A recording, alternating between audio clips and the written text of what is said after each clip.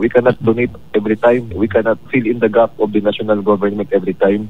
Ito ang binigyang diin ni Kidapawan City Mayor Attorney Jose Paulo Evangelista na nakapanayam ng Radyo Bida kaugnay sa isinagawang donation drive ng lokal na pamahalaan para sa mga labis na naapektuhan ng nagdaang bagyo sa Cebu.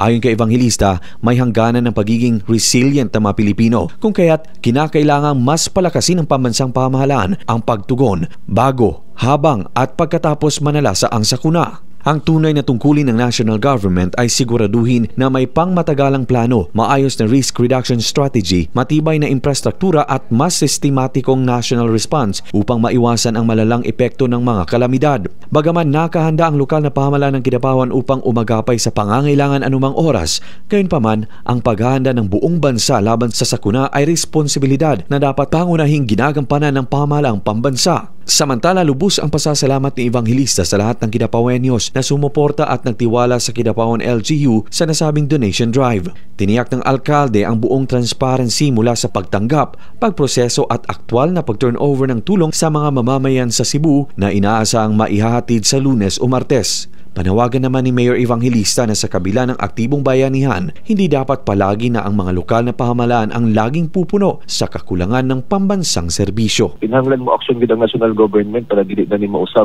And naihangganan ang pasensya sa Pilipino, naihangganan na ato ang paghatag og concern, ato ang resilience, kunuhay, no? Criminal na resilience kada magbagyo, kada magbaha, no? Resilience nang always inang ginagamit. But we also need resilience from the national government. They have to act on this and hopefully dili na ni mausab. But we are always ready to help when we are called upon by our neighborhood.